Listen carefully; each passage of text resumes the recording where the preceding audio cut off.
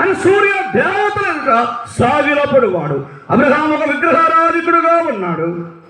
2 అబ్రహాము దేవుడు లేని మనుష్యుడుగా ఉన్నాడు. 3 అబ్రహాము పాపములో ఉన్నాడు. అయితే ఈ పాపములోనే చనిపోతే, ఈ మహిమలో దేవుడు లేకుండా చనిపోతే పాపానికి వచ్చే జీవితం మరణం. మరణం. స్నేహితులారా, రాత్రి వినండి. అబ్రహాము మహిమ లేని వాడుగా ఉన్నాడు. అయితే ఈ మహిమాసురముగు దేవుడు అబ్రహామునికి ఎందుకు ప్రత్యక్షమయ్యాడు? మహిమనివ్వడానికి కదా, అంతే కదండి. ఈ రాత్రి ఈ వాక్య భాగమును గమనిస్తే అబ్రహాము ఒక్కడైనా మహిమ లేనివాడు? అవునగా, అబ్రహాము మహిమ లేనివాడుగా ఉన్నాడు, నిత్యత్వానికి దూరముగా ఉన్నాడు, నిత్య దండలకు జోగిపోతున్నాడు. అయితే బైబిల్ గ్రంథం చెప్తుంది, ప్రారంభ మనుషుడు ఎలా ఉన్నాడు, ఈ సృష్టికి ముందుగా ఉన్న మనుషుడు ఎలా ఉన్నాడు. మనం చాలాసార్లు చదువుతాం కదా, ఆదికాండం 1వ అధ్యాయం 22 వచనాలలో అతడు మహిమా స్వరూపములో ఉన్నాడు. ఆది మానవుడు ఆదాము, ప్రేమలో దేవుని చేతులతో చేయబడినటువంటి ఆదాము, అతడు దేవుడు ఎలా ఉన్నాడో అలా ఉన్నాడు. నేను సాక్షిగా వెళుతున్నాను. అయితే ఆదికాండం 3:6లో ఎప్పుడైనా దేవుని చట్టాన్ని ధిక్కరించాడో మహిమను పోగొట్టుకున్నాడు. దేవుడు లేని మనుషుడుగా చేయబడ్డాడు. దేవుని సన్నిధికి దూరమైపోయాడు. రాత్రి కాలం అబ్రహాము ఒక్కడైనా మహిమ లేనివాడు?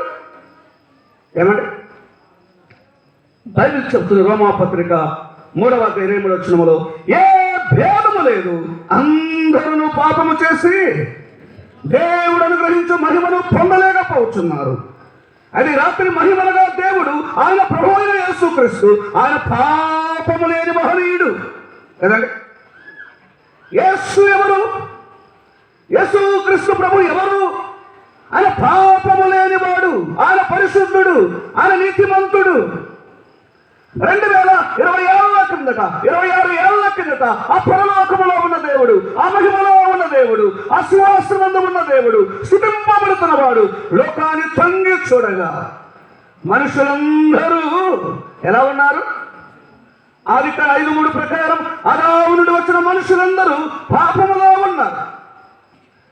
మరి మానవుడు పాపములోనే జీవించి, పాపములోనే ఆనందించి, పాపములోనే చనిపోతే బైబిల్ చెప్తుంది, సంఖ్యాకాండం 32వ అధ్యాయం 23వ వచనం, నీ పాపము నిన్ను పట్టుకొనును.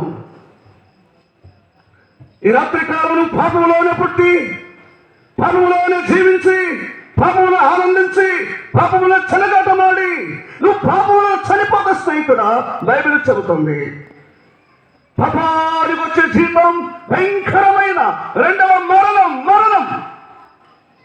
ఈ రాత్రి కాలం మానవుడు తన పాపముతో చనిపోతే తన కోసం కాసుకొని ఉన్నది అది యమగుండం అండి, అది అగ్నిగుండం. ప్రకటన 21:8లో చూస్తాం. మార్కు 9వ అధ్యాయం 40-50 వచనాలు, అగ్ని ఆరదు, పొరుగు చావదు. బైబిల్ చెప్తున్న ఒక మాట, యోబు గ్రంథములో 19వ అధ్యాయం 23-24 వచనాలు, పాపము చేసిన వాడిని పతాళము పట్టుకుంటుంది.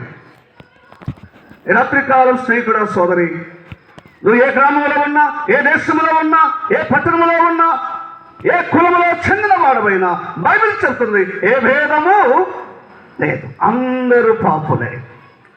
ఈ రాత్రి పాపము లేని కులం ఉన్నదో, పాపము లేని దేశం ఉన్నదో? ఈ తుక్కలిలో పాపము లేని కులం అంటే రాత్రి చూపించవచ్చు. పాపము లేని వాడు, పరిశుద్ధుడైన వాడు, 2026 ఏళ్లకు కన్యకవర గర్భములో లూకా 1:35 ప్రకారం పాపము లేని పరిశుద్ధుడుగా ఉద్భవించాడు. ఆయన ఒక్కడు మాత్రమే చరిత్రలో పాపము లేని వాడుగా కనబడుతున్నాడు. బైబిల్ చెప్తుంది హెబ్రీ 9:22, రక్తము చిందింపకుండా పాప క్షమాపణ కలగదు. అది ఏ రక్తం? ఎడ్ల రక్తమా, మేకల రక్తమా? కాదు కాదు, నిర్దోష రక్తము కావాలి, పరిశుద్ధ రక్తము కావాలి. అలాంటి నిర్దోష పరిశుద్ధులు లోకములో లేకపోవడం ద్వారా 2020 ఏళ్ల కిందట తన ముద్దు కుమారుడైన యేసుక్రీస్తు ప్రభును ఈ సర్వలోకం మానవాళి శాంతి కోసమై, సమాధానము కోసమై, ముక్తి కోసమై దేవాది దేవుడు, జగదు రక్షకుడు పరలోకం నుండి భూలోకానికి వచ్చాడు. ఆయన రాకముందు పరలోకం ఎలా ఉన్నాడు?